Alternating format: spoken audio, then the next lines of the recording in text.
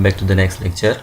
Microbes in human welfare, માનવ કલ્યાણ જે છે એમાં સૂક્ષ્મજીવોનો ફાળો, એમાં આજનો આપણો ટોપિક જે છે લાસ્ટ લેક્ચર જે છે ચેપ્ટરનો થશે microbes as a bio control agents and bio fertilisers. બરાબર, મતલબ સૂક્ષ્મજીવો જે છે એ જૈવિક નિયંત્રણમાં કઈ રીતે ઉપયોગી છે અને જૈવિક ખાતર તરીકે છે કઈ રીતે ઉપયોગી છે. બરાબર, સૌથી ઇમ્પોર્ટન્ટ જે છે એમાં જૈવિક નિયંત્રક તરીકેના ઉદાહરણ કયા કયા આવે છે અને જૈવિક ખાતર તરીકે જે છે કયા કયા સૂક્ષ્મજીવોનો ઉપયોગ આવે છે એ ખાસ યાદ રાખવાનું છે.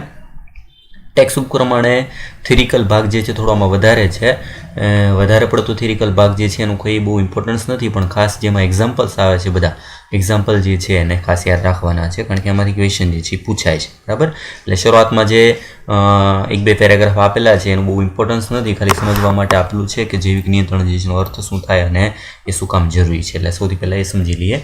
બરાબર, પહેલો શરૂઆતનો ટોપિક થશે જૈવિક નિયંત્રકો તરીકે સૂક્ષ્મજીવો. એટલે પહેલાં તો અર્થ એ થાય કે જૈવિક નિયંત્રકનો મતલબ શું.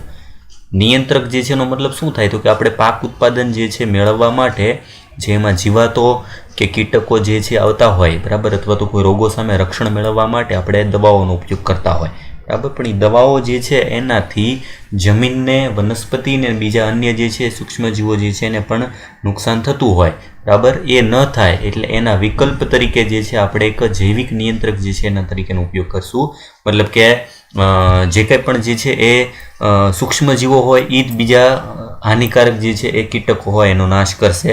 એવી રીતનો જે છે એક વિકલ્પ એ છે જૈવિક નિયંત્રક. એટલે સૌથી પહેલાં જે છે આપણે એ સમજવાનું છે કે જૈવિક નિયંત્રકોની જરૂર શું કામ પડી છે. બરાબર, જો જૈવ નિયંત્રકો એટલે જૈવિક પદ્ધતિઓનો ઉપયોગ દ્વારા વનસ્પતિ રોગો અને ઉપદ્રવી જંતુ પેસ્ટનું નિયંત્રણ કરવું.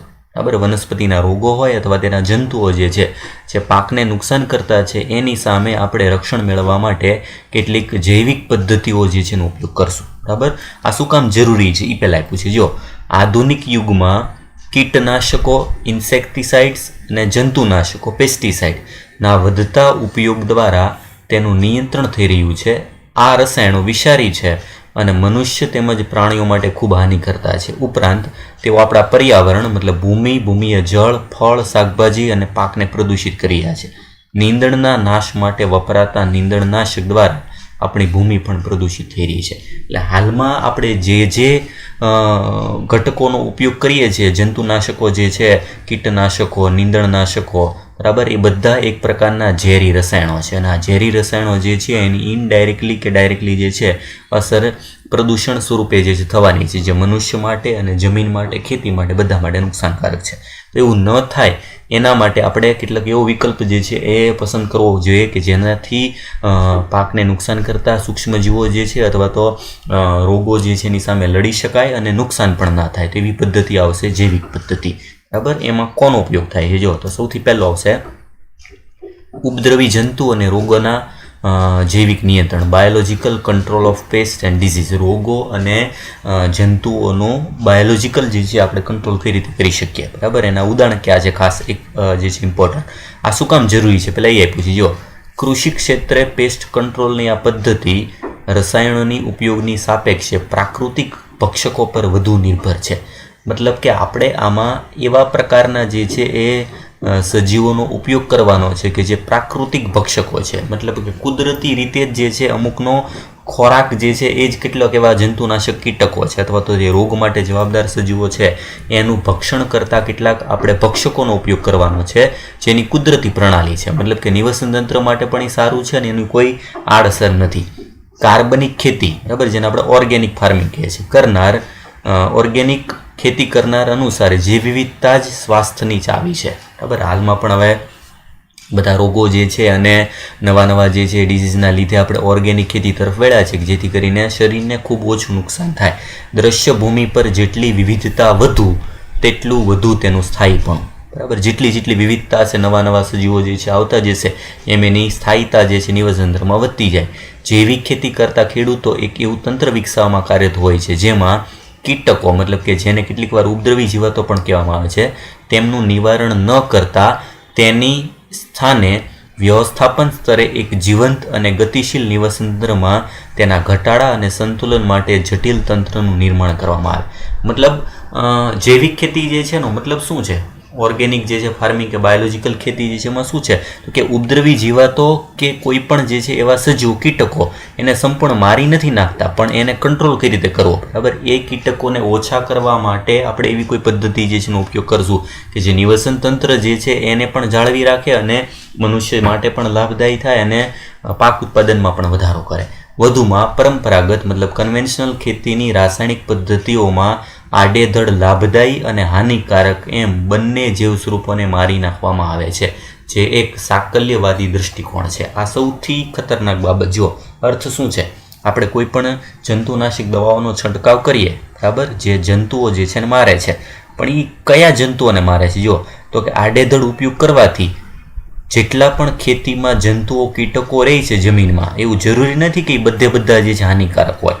હાનિકારક કીટકો હોય જ, બરાબર, જે રોગ પેદા કરે છે, પાકને નુકસાન કરે છે, એ કીટકોને તો મારી જ નાખે, પણ દવાઓ આપણે જે આડેધડ વાપરીએ છીએ એ જમીનમાં રહેલા કેટલાક લાભદાયી સૂક્ષ્મજીવોને કીટકોને પણ મારી નાખે છે, બરાબર, જે આપણો ખરેખર યોગ્ય જે છે એ ઉપયોગ નથી. સાકલ્યવાદી દૃષ્ટિકોણ છે, મતલબ કે એ આપણે ઇનડાયરેક્ટલી નિવસન તંત્ર જે છે એમાં ચેડા કરીએ છીએ, બરાબર. જે કીટકો, જે જંતુઓ, જે સૂક્ષ્મજીવો જે ખરેખર ખેતી માટે નુકસાનકારક નથી, લાભદાયી છે, એને મારવાનો કોઈ ફાયદો નથી, બરાબર. પણ આપણે જે રસાયણો વાપરીએ છીએ ઝેરી, એ રસાયણોમાં એવો કોઈ જે છે દૃષ્ટિકોણ નથી હોતો કે ખાલી નુકસાનકારક સજીવોને જ મારે, બરાબર.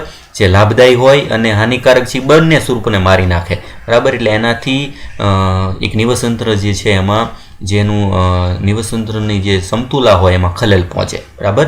એટલે એવું કયો ઓપ્શન છે કે જેનાથી આપણે જમીનમાં કે ખેતીમાં ખાલી નુકસાનકારક સજીવો છે એને જ મારી નાખીએ, બરાબર, એને મારી શકીએ તેવો ઉપકરણ જે છે એના માટેનો ઉપયોગ જે છે આવશે, જે પ્રાણી સમૂહ અને વનસ્પતિ સમૂહના ક્ષેત્રની અસંખ્ય રચના કરતા સજીવોની પારસ્પરિક પ્રક્રિયાઓના જાળાની સમજનો વિકાસ માગે છે, બરાબર. આપણે આડેધડ બધા સજીવો, સૂક્ષ્મજીવો, જંતુઓને મારી નાખીએ તો એની એક આહાર શૃંખલા, આહાર જાળ હોય.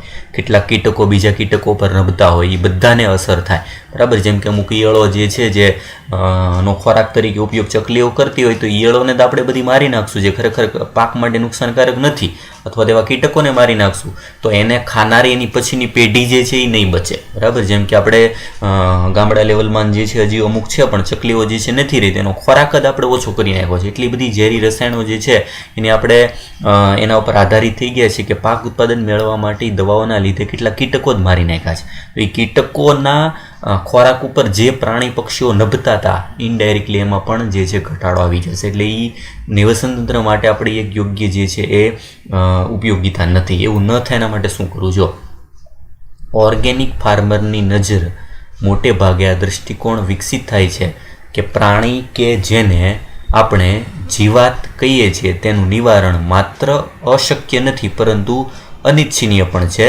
તેમના વગર લાભદાયી પરભક્ષી અને પરોપજીવી કીટક જીવંત રહી શકે નહીં, કે જે જીવાત પર પોતાના પોષણ અને ખોરાક માટે તે નિર્ભર હોય છે. મતલબ આપણે જે કીટકોને મારી નાખીએ છીએ એ કીટકો પર આધારિત કેટલાક પરોપજીવી કીટકો પણ હોય અને કેટલાક પક્ષીઓ હોય, બરાબર, પરભક્ષીઓ હોય. ઇનડાયરેક્ટલી આપણે એને પણ મારી નાખીએ છીએ. ઉદાહરણ તરીકે કાગડો જે છે જે કીટકોને ખાતો હોય, એ કીટકોને જ આપણે મારી નાખીએ તો આપણે ઇનડાયરેક્ટલી કાગડાને પણ મારી નાખ્યો છે, બરાબર, જે આપણા માટે ખરેખર નુકસાનકારક નહોતો, બરાબર. તો એ નિવસતંત્ર માટે જે છે યોગ્ય વસ્તુ નથી. જે ખરેખર આપણા માટે નુકસાનકારક છે એને તો આપણે મારવાના છે, બરાબર, પણ જે નુકસાનકારક નથી એવી કેટલીક પેઢીઓને પણ આપણે ઇનડાયરેક્ટલી જે છે એ મારતા રહ્યા છીએ, જે યોગ્ય વિકલ્પ નથી. આથી જૈવ નિયંત્રણ દ્વારા વિષારી રસાયણો અને જંતુનાશકો પરની આપણી નિર્ભરતા મહદઅંશે ઘટી જાય છે. જૈવ કૃષિના મહત્ત્વના પ્રસ્તાવ થકી આપણે ભિન્ન જીવન સ્વરૂપો જે ખેતરમાં વસવાટ કરતા પરભક્ષીઓ, તે જ રીતે જંતુ જીવાતો અને તેમના જીવનચક્રો, ખોરાક ગ્રહણ કરવાની રીતભાત, તેમના વસવાટ સ્વરૂપો જે તેઓ પસંદ કરે છે તેમનાથી પરિચિત થઈએ છીએ, જે આપણને જૈવ નિયંત્રણના યોગ્ય સાધનોના વિકાસ કરવામાં મદદ કરે છે. મતલબ કે આપણે ઊંધું કરવાનું છે. આપણે ખેતી માટે જે જીવાતો નુકસાનકારક છે એ જીવાતોનો પણ અમુક પક્ષીઓ કે જીવાતો ખોરાક તરીકે ઉપયોગ કરે છે, એ સજીવોને આપણે ઓળખવાના છે. એની જે છે એના જીવન જે છે એના ચક્રનો અભ્યાસ કરવાનો છે, એનું ખોરાક ગ્રહણ કેવું છે એ આપણે જોવાનું છે, એની રીતભાત જોવાની છે. જો એ અભ્યાસ આપણે યોગ્ય રીતે પસંદ કરીએ તો આપણને બંને રીતે ફાયદો થશે. જે જીવાતો જંતુનાશકો જે છે ના બદલે આપણે ઉપયોગ કરશું એનાથી જે જીવાતો જે છે અથવા તો પક્ષીઓ છે જે કીટકોનું ભક્ષણ કરે છે એ પણ જીવી જશે ને આપણા માટે જે છે જે પાકને નુકસાનકારક જીવાતો હોય એ પણ મરી જશે. અને બીજો સૌથી મહત્ત્વનો ફાયદો શું છે કે જે ખરેખર લાભદાયી સૂક્ષ્મજીવો છે, જે લાભદાયી કીટકો છે, જે પાકને ખરેખર નુકસાન કરતા નથી એ બચી જશે. એનો આપણે જે છે એ નાશ કરતાં અટકાવી શકશું. આ જે છે એ રીતને નામ આપ્યું છે જૈવિક નિયંત્રણ. જૈવિક નિયંત્રણનો મતલબ શું? બરાબર, આપણે એવા સજીવોનો ઉપયોગ કરવાનો છે કે જે પાક માટે નુકસાનકારક જીવાતો જે છે એને નુકસાન કરતા હોય તેનો જે છે એ નાશ કરશે. બરાબર, હવે આ બધું જે છે ખાલી સમજવા માટે આગળ જે છે પ્રસ્તાવના આપેલી છે. જે ઇમ્પોર્ટન્ટ ભાગ જે છે હવે આવે છે, જે આખા ચેપ્ટરનો ને સૌથી વધારે જે એક્ઝામ્પલ પૂછાય છે એક્ઝામ્પલ. બરાબર, એટલે આ ભાગ સૌથી ઇમ્પોર્ટન્ટ છે. હવે જે ભાગ અહીંથી આવે છે ઇમ્પોર્ટન્ટ છે, અહીંથી આ યાદ રાખવાના છે, એક્ઝામ્પલ પૂછાય છે. જો જેમ કે ખૂબ જ જાણીતા લેડીબર્ડ જે છે કીટક અને ડ્રેગન ફ્લાય. બરાબર, જે એક પ્રકારના જે છે આપણે જે વાણિયા કહીએ છીએ ઉડતા હોય, બરાબર, એક પ્રકારની પતંગિયા જેવી છે જે જાતિ લેડીબર્ડ કીટક, જેના શરીર પર લાલ અને કાળા રંગના નિશાન હોય છે તેવા ભૃંગ કીટકો મતલબ કે જે સારા દેખાતા હોય એવા શણગારેલું શરીર હોય એવા કીટકોનો ઉપયોગ ક્રમશઃ છે એટલે યાદ રાખજો, એફિડ્સ એટલે કે કીટકો જે છે એની જાત અને મચ્છરોથી છુટકારો મેળવવા માટે ખૂબ લાભદાયી છે. ક્વેશ્ચન શું છે જો અહીંયા, લેડીબર્ડ નામના કીટક જે છે એ કીટકોનો ખોરાક છે એફિડ્સ.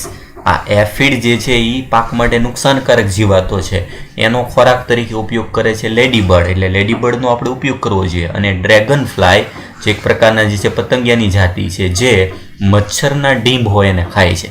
તો મચ્છરો જે છે એનાથી છુટકારો મેળવવા માટે ડ્રેગન ફ્લાયનો ઉપયોગ કરવો જોઈએ અને એફિડ્સ જે છે જાતિના કીટકોનો નાશ કરવા માટે લેડીબર્ડ જે છે એનો ઉપયોગ કરવો જોઈએ, જે આપણે એનાથી છુટકારો મેળવી શકીએ. ચિત્ર આમાં આપેલું નથી ટેક્સ્ટબુકમાં, હું તમને દર્શાવું છું. આમાં જો આકૃતિ છે, આ લેડીબર્ડ કીટક, બરાબર, બધાએ જોયું છે કદાચ કે જેના શરીર પર આવા કાળા અને જે છે લાલ ટપકાવાળું શરીર જે છે જોવા મળે એ દર્શાવ્યું છે એફિડ્સ. આ એફિડ્સ સૂક્ષ્મજીવો છે, નાની નાની જીવાતો. આ જીવાતો એફિડ્સ જાતિને ખાનારા કીટક છે આ લેડીબર્ડ. તો આ લેડીબર્ડ કીટકોનો આપણે ઉપયોગ કરીએ તો ઇનડાયરેક્ટલી આપણે સીધી આ જીવાતો જે છે એનો આપણે અટકાવ જે છે કરી શકીએ અને ઇનડાયરેક્ટલી લેડીબર્ડ કીટકો જે છે પણ બચી જશે અને પાક માટે નુકસાન કરતા કોઈ કીટક નથી. એની બદલે આપણે જંતુનાશક દવાઓ વાપરશું તો શું થશે? દવાઓ આવા પાંદડા કે કોઈ પણ પાક ઉપર છાંટશું તો આપણે લેડીબર્ડ કીટકને પણ મારી નાખશું અને એફિડને પણ મારી નાખશું. ખરેખર લેડીબર્ડ કીટક જે છે એ આપણા માટે નુકસાનકારક નથી, પણ એક જૈવિક નિયંત્રણનો ભાગ છે. બરાબર, એટલે આ કીટક છે અને અહીંયા દર્શાવેલું છે ડ્રેગન ફ્લાય.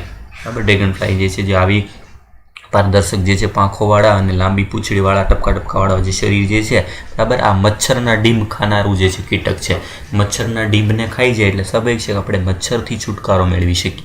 તો આવા કીટકો, ઉદાહરણ તરીકે ડ્રેગન ફ્લાય અને લેડીબર્ડ, આવા કીટકોનો ઉપયોગ કરીને પણ આપણે જંતુઓ જે છે એનો નાશ કરી શકીએ. બરાબર, આ એક જૈવિક જે છે નિયંત્રણ કરવાની પદ્ધતિ. ખાસ એક્ઝામ્પલ યાદ રાખવાના છે. લેડીબર્ડ કોનો નાશ કરે? એફિડ્સ જાતિનો. ડ્રેગન ફ્લાય નાશ કરે છે મચ્છરના ડીંભનો. બીજું ઉદાહરણ, સૂક્ષ્મજીવી જૈવ નિયંત્રણના ઉદાહરણ સ્વરૂપે બેસિલસ થુરિન્જીએન્સિસ, બરાબર, જેને આપણે બીટી કહીએ છીએ. બીટી જે છે એક બેક્ટેરિયાનું નામ છે, બેસિલસ થુરિન્જીએન્સિસ. બીટી બેક્ટેરિયાનો ઉપયોગ પતંગિયાની ઈયળ, જેને કેટરપિલર કહે છે. પતંગિયા જે છે, પતંગિયું તમને ખ્યાલ હોય તો પતંગિયું સીધું નથી બનતું, પહેલાં ઈયળ સ્વરૂપે હોય. ઈયળ પછી રૂપાંતરણ કરીને પતંગિયાનું સ્વરૂપ નિર્માણ થાય. તો પતંગિયાની ઈયળના નિયંત્રણ માટે કરવામાં આવે છે, જેના માટે આપણે બીટી જે છે એ એક ટેકનિક વિકસાવેલી છે. અહીં દર્શાવેલું છે જો પતંગિયાની કેટરપિલર ઈયળ. આ ઈયળ જે છે રૂપાંતરણ પામીને પછી એમાંથી પતંગિયાવાળા ભાગ જે છે નિર્માણ થાય. તો આવી ઈયળોનો જ નાશ કરતા જે છે એ પાક એને કહેવાય બીટી પાક. આ બીટી શું છે જો, તેઓ શુષ્ક બીજાણુ સ્વરૂપે પેકેટમાં ઉપલબ્ધ છે, જેને પાણીમાં ભેળવી અસરગ્રસ્ત સંવેદનશીલ વનસ્પતિ જેવી કે રાઈ એટલે કે બ્રાસિકા અને ફળા વૃક્ષો પર તેમનો છંટકાવ કરવામાં આવે છે. જે વનસ્પતિઓ જે છે એમાં આવી કેટરપિલર ઈયળોનો ત્રાસ વધારે હોય એમાં આપણે આ બીજાણુ મતલબ કે બીટી બેક્ટેરિયા જે છે યુક્ત એક પેકેટ મળે છે પાવડર, જેને પાણીમાં ભેળવી અને વનસ્પતિમાં છાંટી દઈએ તો જ્યાં કીટકોના ડીંભ દ્વારા તે ખવાય. કીટકોના ડીંભ હોય, લાર્વ જે ઈયળો હોય એના દ્વારા આ પાવડરવાળો ભાગ જે છે ખાય એટલે ડીંભના અન્ન માર્ગમાં વિષ મુક્ત થાય. ડીંભના આંતરડામાં જે છે જ્યારે આ ઝેર જે છે, કયું ઝેર? આ બેક્ટેરિયાવાળું જે બેસિલસ thuringiensis જે છે જેના પાચન માર્ગમાં જાય એટલે ડીંભને મારી નાખે છે. જીવાણુમય રોગ કેટરપિલર ઈયળને મારી નાખે છે, પરંતુ અન્ય કીટકોને કોઈ નુકસાન કરતા નથી. એટલે જો અહીંયા ચોક્કસતા આવે, બરાબર. મતલબ બીટીવાળા જે છે પાવડર આપણે જે છંટકાવ કર્યો છે એ માત્ર એક સ્પેસિફિક જે છે જે નુકસાન કરતા ઈયળો છે ઈયળોને જ મારી નાખશે, કારણ કે ઈયળની અંદર જેવી પીએચ હોય, પીએચથી આ પ્રોટીન જે અંદરનું વિષ હોય સક્રિય થાય, બરાબર, જેનાથી એને નુકસાન થાય. બીજા કોઈ કીટકોને નુકસાનકારક નથી. લગભગ છેલ્લા દશકામાં જનીન ઇજનેરી વિદ્યા, જીનેટિક એન્જિનિયરિંગના વિકાસથી વૈજ્ઞાનિકોએ બેસિલસ thuringiensisના વિષકારક જનીનને વનસ્પતિમાં દાખલ કર્યું છે, બરાબર. હવે તો આપણે સીધો બીટી પાક જ આવે, જેમ કે ઉદાહરણ તરીકે બીટી કપાસ. આવી વનસ્પતિઓ કીટ જીવાતના આક્રમણ સામે પ્રતિકારકતા દર્શાવે છે, બરાબર. એનું મેઇન ઉદાહરણ છે બીટી કપાસ. બીટી કપાસ જે છે એનો મતલબ શું છે કે કપાસના પાંદડા ખાવાથી ઈયળ ઓટોમેટિક સીધી મરી જશે, કારણ કે પાંદડા જે છે એ ઈયળના પાચન માર્ગમાં જાય તો પાચન માર્ગમાં એક ઝેરી પ્રોટીન ઉત્પન્ન થાય, અને એ પ્રોટીન માત્ર જે છે કીટકોના પાચન માર્ગમાં જ ઉત્પન્ન થાય. માણસો માટે કે બીજા કોઈ જે છે એના શરીરમાં નુકસાનકારક નથી. એટલે આપણે સ્પેસિફિક કોઈ કીટકને મારવા માટેનું જનીન જે છે આ બેક્ટેરિયામાંથી લઈ વનસ્પતિમાં દાખલ કરી દેવામાં આવે તો એ બીટી વનસ્પતિ થઈ જશે. એનું ઉદાહરણ છે બીટી કપાસ. એવી રીતે બીટી રીંગણ, બીટી જે છે ટામેટા, કોઈ પણ પાક જે છે નિર્માણ કરી શકે. એમાં સૌથી વધુ પ્રચલિત આપણે અહીંયા છે બીટી કપાસ, બરાબર. આ કપાસમાં બેસિલસ thuringiensis જે છે જનીન નાખેલું છે બેક્ટેરિયામાંથી, અને એ એક ઝેરી પ્રોટીન ઉત્પન્ન કરે છે. આપણે આગળના બાયોટેકનોલોજીવાળા ચેપ્ટર જે છે એમાં પણ ભણવાના છે ડિટેલમાં, બરાબર. એટલે બીટી કપાસ, બીટી બેક્ટેરિયા છે, બરાબર, એ એક જૈવિક નિયંત્રક તરીકે વર્તે. પહેલાં બે ઉદાહરણ કયા આવી ગયા? લેડીબર્ડ, ડ્રેગનફ્લાય, એ જૈવિક નિયંત્રણમાં ભાગ ભજવે છે. બીજું ઉદાહરણ એવું બેસિલસ thuringiensis નામના બેક્ટેરિયા, એ પણ જૈવિક નિયંત્રક તરીકે વર્તે છે, જે કેટરપિલર જે છે એને મારવા માટે ઉપયોગી છે. નેક્સ્ટ ઉદાહરણ આપેલું છે અહીં ચિત્ર જે છે એમાં ડ્રેગનફ્લાય, લેડીબર્ડ અને કેટરપિલર જે છે જેને બીટી જે છે પાક દ્વારા મારી શકાય. નેક્સ્ટ એના પછી ઉદાહરણ છે જૈવ નિયંત્રણમાં ટ્રાયકોડર્મા ફૂગ. ટ્રાયકોડર્મા નામની ફૂગ, બરાબર. આ ફૂગનો પણ ઉપયોગ રોગિષ્ઠ પાકની સારવારમાં કરવામાં આવે છે. ટ્રાયકોડર્મા મુક્ત જીવી ફૂગ છે, મતલબ એ સ્વતંત્ર જીવી શકે છે, બરાબર, જે બીજા કોઈ સજીવની સાથે સહજીવી સંબંધમાં નથી, મુક્તજીવી છે, જે સામાન્ય રીતે મૂળના નિવસન તંત્રમાં જોવા મળે. મૂળવાળા ભાગ જે છે એમાં એ સામાન્ય રીતે જોવા મળે, અને તે ઘણા વનસ્પતિ રોગકારકો માટે અસરકારક નિયંત્રક છે. ફૂગ જે છે એ ફૂગથી જ થતા કેટલાક ફંગલ ઇન્ફેક્શન જે રોગો હોય એની સામે રક્ષણ આપતી આ ફૂગ છે, બરાબર. એટલે એક્ઝામ્પલ જે છે યાદ રાખવાનું છે, અહીં આપેલું છે જો ટ્રાયકોડર્મા ફૂગ. ટ્રાયકોડર્મા ફૂગ જે છે એનું ચિત્ર દર્શાવેલું છે. એક્ઝામ્પલ શું આવશે તો કે પહેલાં આવી ગયા બે કીટકો, પછી બેક્ટેરિયા. બેક્ટેરિયામાં ઉદાહરણ આવી ગયું બેસિલસ thuringiensis, પછી આવ્યું ફૂગ. કઈ ફૂગ જે છે એ સારામાં સારા જૈવ નિયંત્રક તરીકે વર્તે તો એમાં સારામાં સારી જૈવ નિયંત્રક ફૂગનું નામ આવશે ટ્રાયકોડર્મા. ટ્રાયકોડર્મા ફૂગ જે છે કેટલાક ફંગલ ઇન્ફેક્શન દ્વારા થતા રોગો સામે જ વનસ્પતિને રક્ષણ આપે છે, બરાબર, જે એક સારામાં સારું અસરકારક જૈવ નિયંત્રક તરીકે વર્તે છે. એટલે એક્ઝામ્પલ યાદ રાખવાનું છે. બેક્ટેરિયામાં બેસિલસ thuringiensis અને ફૂગમાં આવશે ટ્રાયકોડર્મા ફૂગ. એના પછી વાયરસમાં જે જૈવ નિયંત્રક તરીકે વર્તે એવો ભાગ તો નામ છે બકુલો વાયરસ. બકુલો વાયરસની ખાસિયત શું છે તો કે આ વાયરસ કીટકો અને અન્ય સંધિપાદીઓ, કીટકો અને કેટલાક સંધિપાદીમાં રોગ સર્જે છે. મોટા ભાગના બકુલો વાયરસ જૈવ નિયંત્રક છે. એટલે જો બધા વિભાગના એક એક સજીવો ઉદાહરણ આવી ગયા: વાયરસ, બેક્ટેરિયા અને ફૂગ. બેક્ટેરિયામાં બીટી, ફૂગમાં ટ્રાયકોડર્મા અને વાયરસમાં બકુલો વાયરસ જે જૈવ નિયંત્રક છે. કીટકો અને અન્ય સંધિપાદ સજીવો જે છે એમાં એ રોગ પેદા કરે છે. તેમનો સમાવેશ ન્યુક્લિયો પોલીહેડ્રોવાયરસ પ્રજાતિ હેઠળ થાય છે. યાદ રાખવાનું છે બકુલો વાયરસ જે છે એ વાયરસના કયા શ્રેણીમાં આવે છે? વાયરસનો વિભાગનું નામ છે ન્યુક્લિયો પોલીહેડ્રોવાયરસ. પોલીહેડ્રોવાયરસ મતલબ કે આ કોષના કોષ કેન્દ્રમાં વાયરસ દાખલ થઈ અને ત્યાં પોલી એટલે એક કરતાં વધારેની નકલો જે છે નિર્માણ કરી શકે, બરાબર. એક કરતાં વધારે વાયરસના અણુઓ પેદા કરે અને એક કોષમાંથી બીજા કોષને જે છે વાયરસનો ચેપ લગાડે.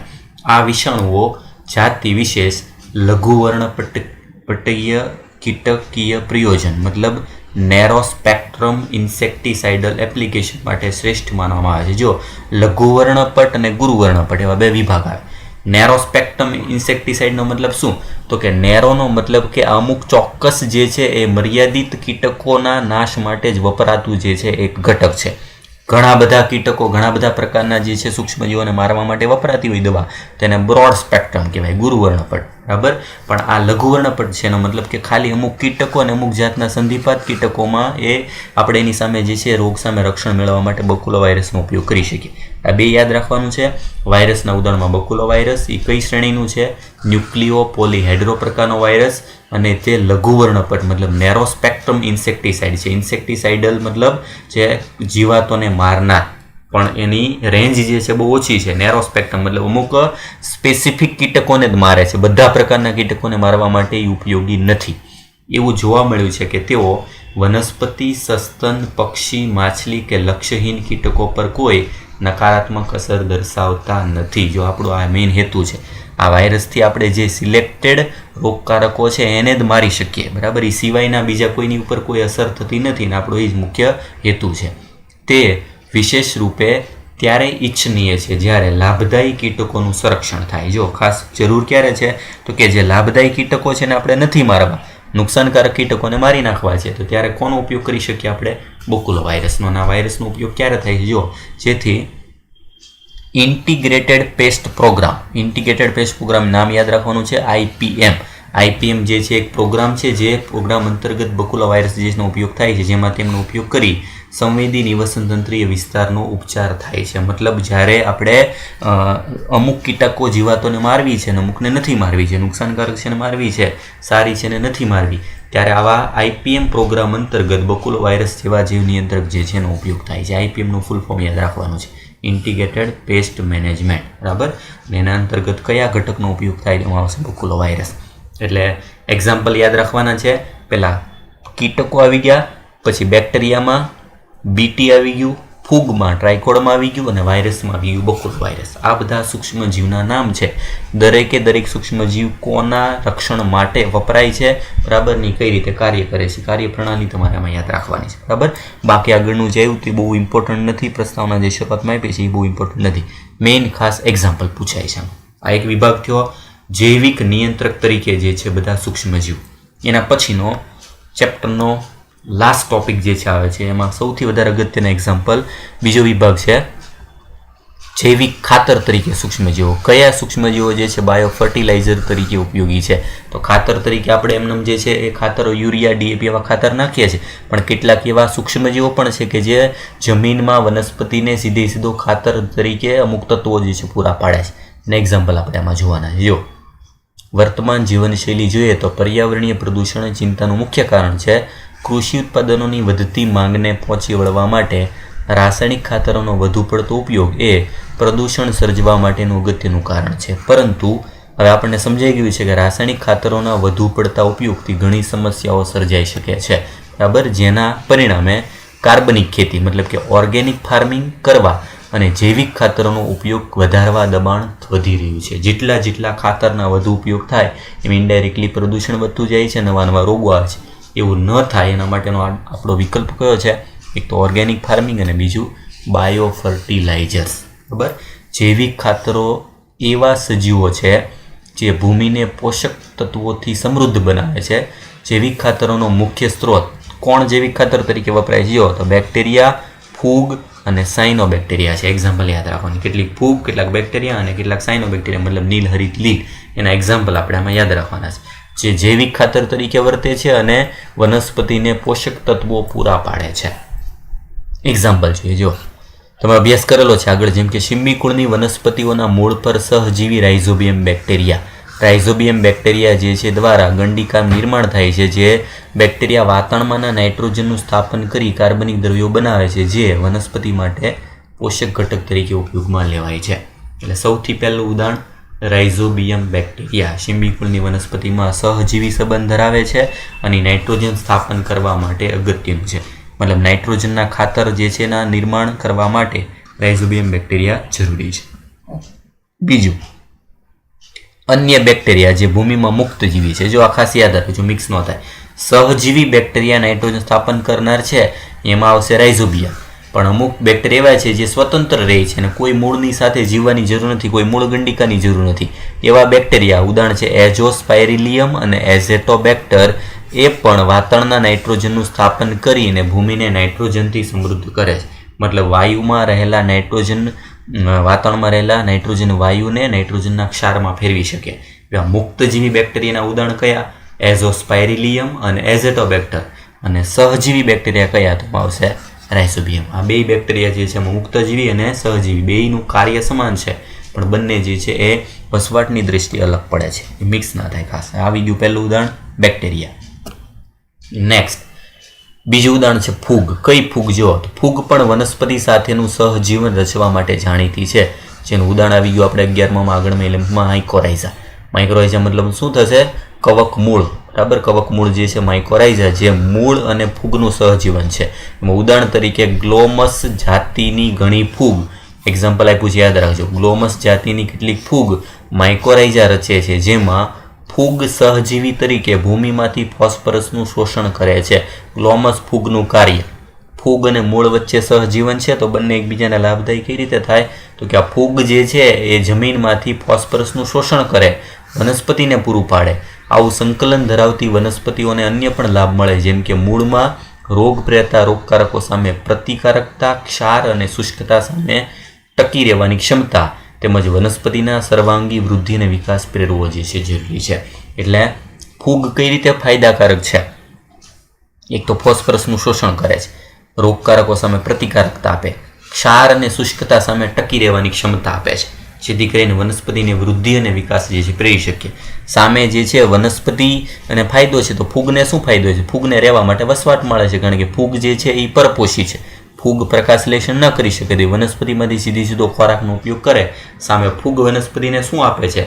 વૃદ્ધિ વિકાસ કરવા માટે શુષ્કતા, ક્ષાર સામે ટકવાની ક્ષમતા, રોગ સામે પ્રતિકારકતા અને ભૂમિમાંથી ફોસ્ફરસનું શોષણ કરવાનું જે છે ક્ષમતા આપે છે. આ ક્વેશ્ચન પૂછાઈ ગયું. નીચેનામાંથી ગ્લોમસ જાતિની ફૂગ જે છે વનસ્પતિ માટે કઈ રીતે ઉપયોગી છે? તેના 3 મેઇન કાર્ય: ભૂમિમાંથી ફોસ્ફરસનું શોષણ, પ્રતિકારકતા આપે છે રોગો સામે, ક્ષાર અને શુષ્કતા સામે ટકી રહે છે. આથી વૃદ્ધિ વિકાસ કરવામાં આમાં આપ્યું છે. શું તમે જણાવી શકો ફૂગને આવા સંકલનથી શું ફાયદો મળે? શું ફાયદો છે? હમણાં કીધું પ્રમાણે ફૂગને ખોરાક મળે છે વનસ્પતિમાંથી. વનસ્પતિ જે છે એ સ્વયંપોષી છે, એ તૈયાર ખોરાક ફૂગને સીધો મળશે, કારણ કે ફૂગ જે છે એ પોતાનો ખોરાક બનાવી શકતી નથી, પ્રકાશલેષણ ન કરી શકે, એ ફાયદો થશે. આ થઈ ગઈ ફૂગ. બીજું ઉદાહરણ. નેક્સ્ટ ત્રીજું ઉદાહરણ છે સાયનોબેક્ટેરિયા, મતલબ કે નીલહરિત લીલ, BGA. સાયનોબેક્ટેરિયા સ્વપોષી સૂક્ષ્મજીવો છે, જે જલીય અને સ્થલીજ વાતાવરણમાં વિસ્તૃત રીતે જોવા મળે છે. એવા પ્રકારના બેક્ટેરિયા છે જે પાણીમાં અને જમીન ઉપર બે જગ્યાએ રહી શકે, જેમાંના મોટા ભાગના વાતાવરણમાંના નાઇટ્રોજનને સ્થાપિત કરે છે. એટલે આ પણ નાઇટ્રોજન સ્થાપન કરવા માટે વપરાતી લીલ અથવા તો બેક્ટેરિયા. આ શું કહેવાય? એક પ્રકારના પ્રકાશ સંશ્લેષી બેક્ટેરિયા. દાખલા તરીકે એક્ઝામ્પલ યાદ રાખવાના છે: એનાબીના, નોસ્ટોક, ઓસિલેટોરિયા. 3 એક્ઝામ્પલ આપેલા છે: ઓસિલેટોરિયા, નોસ્ટોક અને એનાબીના. નીલહરિત લીલ અથવા તો સાયનોબેક્ટેરિયા છે જે વાતાવરણમાંથી નાઇટ્રોજનનું સ્થાપન કરી શકે છે. ડાંગરના ખેતરમાં સાયનોબેક્ટેરિયા જૈવિક ખાતર તરીકે ઉપયોગી છે. બેઠી લાઈન નીટમાં પૂછાઈ ગઈ. ડાંગરના ખેતરમાં કયા સૂક્ષ્મજીવ જૈવિક ખાતર તરીકે વર્તે? તો જવાબ શું આવશે? સાયનોબેક્ટેરિયા. નીલહરિત લીલ, બ્લુ ગ્રીન આલ્ગી મતલબ BGA પણ ભૂમિમાં કાર્બનિક દ્રવ્યોનો ઉમેરો કરે છે અને જમીનમાં ફળદ્રુપતા વધારો કરે છે. હાલમાં આપણા દેશમાં મોટી સંખ્યામાં જૈવ ખાતરો બજારમાં વ્યાપારી ધોરણે પ્રાપ્ય છે અને ખેડૂતો તેમનો નિયમિત રીતે ઉપયોગ પણ કરે છે, જેથી ખનિજ તત્વોની ભરપાઈ થઈ શકે અને રાસાયણિક ખાતરોની નિર્ભરતા ઓછી થાય. એટલે આપણે આવા સૂક્ષ્મજીવો કયા? બેક્ટેરિયા તરીકે રાઇઝોબિયમ. બરાબર, ઉદાહરણ જે છે આગળ આવી ગયા કે બેક્ટેરિયા તરીકે રાઇઝોબિયમ જે છે ઉદાહરણ આવી ગયું. એક આ રાઇઝોબિયમ જે છે આવી ગયું ઉદાહરણ. પછી એઝોસ્પાયરિલિયમ, એઝેટોબેક્ટર બેક્ટેરિયા. ફૂગમાં આવશે ગ્લોમસ જાતિ જે છે એની ફૂગ, અને બેક્ટેરિયા જે છે એમાં સાયનોબેક્ટેરિયામાં આવશે એનાબીના, નોસ્ટોક અને ઓસિલેટોરિયા. આ બધા સૂક્ષ્મજીવનો આપણે ઉપયોગ કરી અને જમીનમાં જે રાસાયણિક ખાતરો નાખીએ છીએ એની આપણે ઉપયોગિતા ઘટાડી શકીએ, અને આના લીધે એનું પ્રદૂષણ જે છે એનાથી પ્રદૂષણ અને જમીનને નુકસાનકારકતા જે છે આપણે ઘટાડી શકીએ. બરાબર, ખાસ આજના લેક્ચરમાં જે સૂક્ષ્મજીવોના ઉદાહરણ આવ્યા છે ઉદાહરણ યાદ રાખવાના છે ને કયા કાર્ય સાથે સંકળાયેલા છે ખાસ યાદ રાખવાનું. બકુલો વાયરસ, ટ્રાઇકોડમાં ફૂગ અને BT, આ ત્રણેય જૈવિક નિયંત્રણમાં ઉપયોગી છે, જ્યારે સાયનોબેક્ટેરિયા, ગ્લોમસ ફૂગ અને રાઇઝોબિયમ આ જે છે એ જૈવિક ખાતર તરીકે ઉપયોગી છે. એટલે દરેકના કાર્ય સાથે સૂક્ષ્મજીવોના ઉદાહરણ મિક્સ ના થાય. બરાબર, એટલે અહીંયા આ ચેપ્ટર પૂરું થાય છે. અને ખાસ આખા ચેપ્ટર જે છે એમાં ટેક્સ્ટ બુકની લાઇન ટુ લાઇન સિવાયનું કંઈ પૂછાતું નથી. બેઠા એક્ઝામ્પલ જે છે ટેક્સ્ટ બુકમાં છે એ પ્રમાણે પૂછાય છે. લાઇન ટુ લાઇન તમારે દરેક સૂક્ષ્મજીવો એનો ચાર્ટ બનાવવાનો છે અને એનું કાર્ય જે છે યાદ રાખવાનું છે. બરાબર, આમાંથી રોકડા 1-2 ક્વેશ્ચન પૂછાય છે જે 4 થી 8 માર્ક જે છે નીટમાં તમે આરામથી કવર કરી શકો. બરાબર, અને પછીના લેક્ચરમાં આપણે નેક્સ્ટ લેક્ચરમાં જે છે નવું ચેપ્ટર સ્ટાર્ટ કરશું.